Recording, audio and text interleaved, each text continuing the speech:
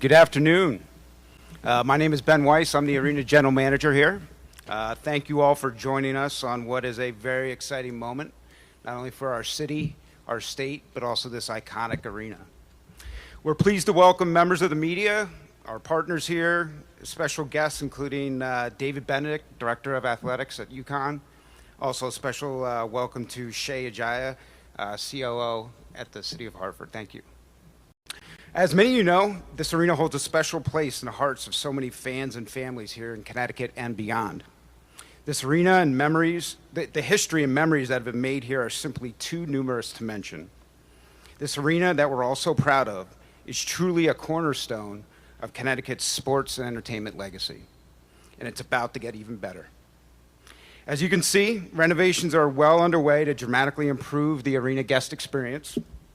When we reopen this October, the transformation will include all new lower bowl seating, a refreshed concourse, bunker suites, loge boxes, a beautiful event-level club, as well as first-class locker rooms for the athletes that play here, and reimagined artist dressing rooms for the artists that play here.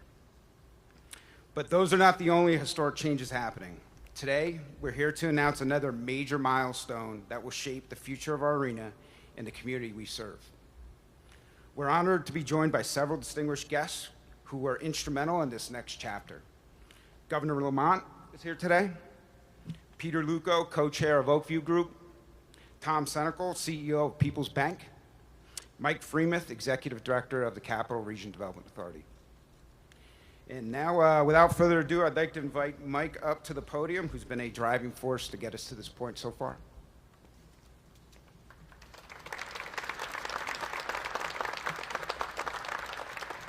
Thanks, Ben.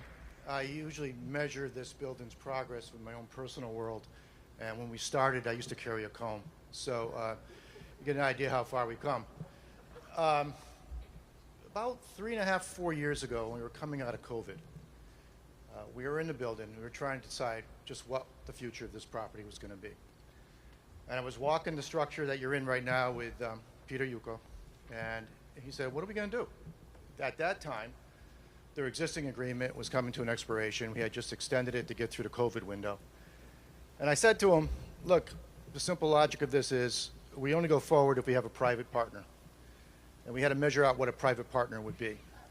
The challenge there was to not just make simple improvements to the building, which you're seeing, but change how the building operates and how it positions itself in the larger play of arenas across the country.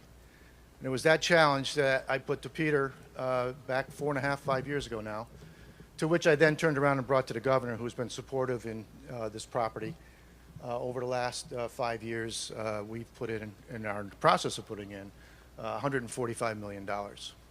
Now, a modern, brand new building costs north of $1 billion, so 145 seems modest, but 145 is a major investment in what is a 50-year-old shell. Getting that done, finding a private partner, finding somebody who understands the industry, find somebody who will step in and take the downside as well as upside, was the challenge, and we put that to OVG, and for that, Peter Luco was the lead, and it's my pleasure to introduce you to him today. Peter?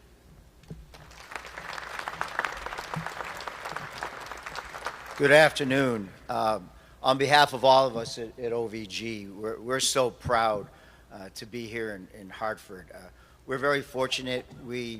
We manage, own, operate facilities in Seattle, Manchester, England, UBS Arena here on Long Island, and some 270 or so. But I really want to say we really believe in Hartford, and we believe in it in a lot of different ways. We believe in it from the government, the governor and Mike, and the partnership that we have with them. And at the time, and it was just very clear, the governor said, "I want some skin in the game," right? You know, is private industry going to support this? And we have put that skin in the game. And I'm fortunate enough to be from the area and growing up around the Hartford Civic Center. And as Mike alluded to, it really has the bones to be renovated. It really does. In fact, I'm sure many of you don't know that we were literally under construction during the season, during Mike's games, during the concerts, during the Wolfpack games. during the family shows. We literally were under construction because of the X Hall here, the wide concourses. We were able to begin the process, and now we're shut down, and as you can see, many of the seats are gone, and they'll all be replaced. And this building, you know, there's so many great memories that have happened here, so many great events. And in our job, in our position as arena managers, we have the greatest job in the world because we get to make memories, right? I mean, just think about, you know, maybe some young child's first game was a UConn game, was a men's or a women's game or a hockey game here. Maybe somebody went on an outing to a family show with a certain group that they may have. Or maybe somebody's spouse's, their first date was a major concert here. So this building has made great memories. They're in the bones of the building, and we really just got to bring it up to standards. And as Ben alluded to, we'll have the club areas, we'll have the loge boxes, we're going to redo the concourse. We're putting in infrastructure, which I think is very important, various rigging points, so it'll be easier to bring shows in here. We're upgrading the power and really getting back to where maybe this building was in the 80s when I was young and coming to games here and concerts here. So the retransformation is just gonna be incredible. And I think all of us, and again, I'm fortunate enough to live in this state, we've got to rally around the Hartford Civic Center again as a state. And I think you're going to be very, very proud come October when you see the retransformation of the arena. So every arena, we got to have a name, right? It's so important. As we begin this next generation of the building, you know, we're reintroducing a name to this facility. And I just want to say, and as the governor and Mike alluded to, you know, it takes private investment. And this naming rights is a name, and it's so important, but it really will show that PeoplesBank and where they're committed to really investing in Hartford, in the state, and to be a partner in this. So again, they'll have skin in the game, and they obviously believe in what's going on in Hartford and the area. So it's very special. It's a very special moment for us, and a step of many things that are going to happen here, including a reopening. But first, let's get things first, and let's get the naming rights. I'd like to introduce Tom. Come on up. We're going to do this, Governor.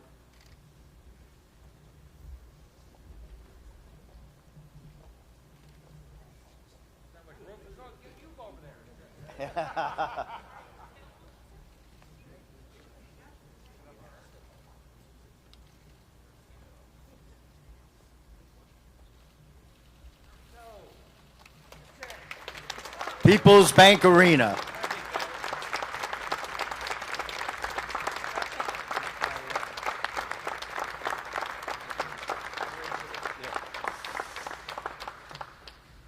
I'm not sure it's such a surprise that it's PeoplesBank, but we are very excited to be here. Good afternoon, everyone. Thank you for joining with us for this extremely exciting event, one that represents both a powerful partnership and a bold commitment to the future of Hartford. Today, we're proud to share that this iconic venue, long known as the Hartford Civic Center and currently known as the XL Center, will now carry a new name, the PeoplesBank Arena. This is more than just a naming rights agreement for the city of Hartford and the state of Connecticut. This is a statement from PeoplesBank about who we are and who we are not, what we believe in, and where we are headed together. PeoplesBank is a mutual bank. We are owned by our depositors, with deep roots in Western Massachusetts and now growing rapidly in Connecticut. Although our retail presence, by that I mean our retail banking centers, have only been in Connecticut communities for less than a decade, we actually have already had a much larger presence in Connecticut, with our commercial lending officers having been active here for decades. And in fact, our book of business in Connecticut has rivaled that of our own presence in Massachusetts. This is a great state, and we are bullish on Connecticut. let me revisit the concept of mutuality, which is a fairly rare ownership structure in banking, one that is becoming increasingly rare, and yet we believe it so strongly that we are staking our future on it. We don't have shareholders. We answer to our communities, to our customers, to our associates, and to our neighbors. That's what makes us different. That's what makes us local in the true sense of the word. Many other banks may call themselves community banks under the definition of, yeah, we're a big national bank and we have a branch in your community. But there's a difference. We are local. Local staff, local ownership structure, local decision making, local community support.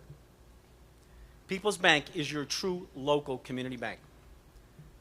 And to be very clear, and I hate to have to say this, we are not and never have been affiliated with People's United Bank.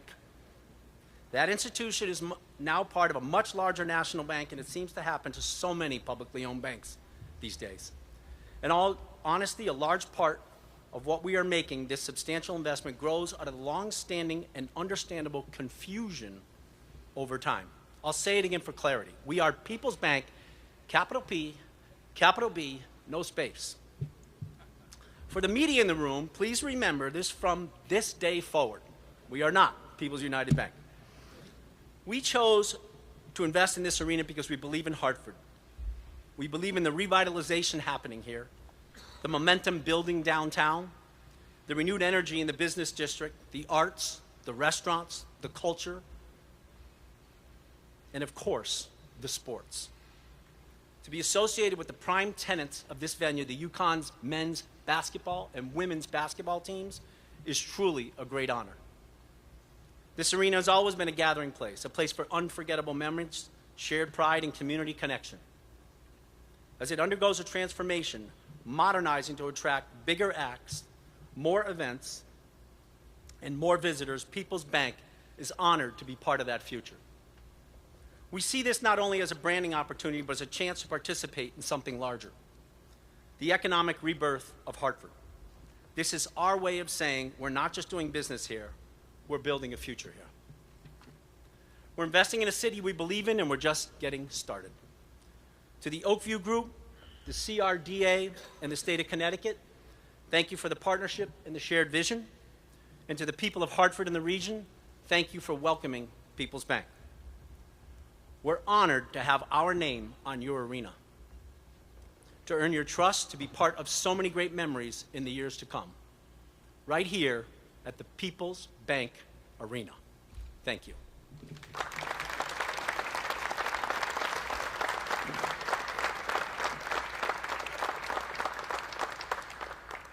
As we celebrate this exciting new chapter for downtown Hartford and People's Bank Arena, it's only fitting that we recognize the leadership who made this progress possible.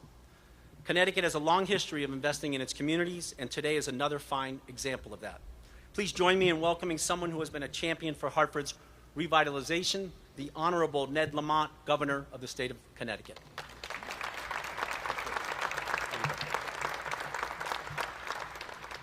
Well, thank you, Tom. Welcome. I love it. As Joe Biden might say, this is a really big deal. And I'll tell you what it means. People's Bank Arena, not to be confused with the other People's Bank Arena, you know, a lot more valuable than naming rights this time around because the value of this arena is going up every day. And I want to say, People's Bank, thank you. I understand you're going to be establishing a bigger presence here in Hartford and your commitment to the city. We'll be right back at you. And, yeah, when Mike Freemuth came to me a few years ago and said, boy, we ought to put some more money in the Excel. Okay. And, but he's a guy who knows what he's doing, knew how to get it done, knew how to tell the story. And he said we have a very strong partner. We have a very strong partner in OVG, and what a difference that makes. Peter, thank you for that.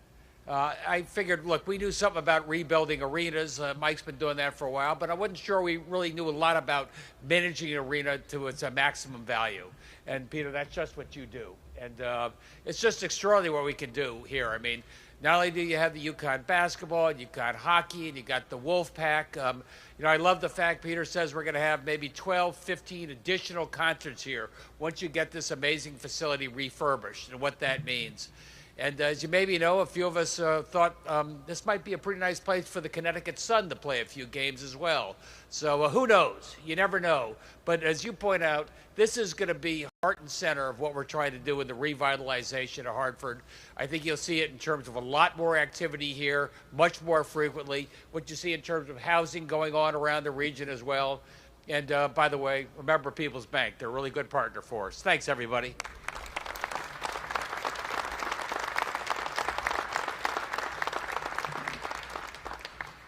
Okay, thank you to all of our speakers and our guests for being here today. We sincerely appreciate your continued support and commitment to this important venue. Last but certainly not least, I'd be remiss not to publicly mention and thank Brian Dooley and Matt Bannister for all their hard work in making this partnership come to completion. A sincere thank you to you both. Members of the media are welcome to approach the podium now for one-on-one interviews with today's speakers, and we appreciate your coverage and look forward to sharing more updates as this exciting project moves forward. Thank you.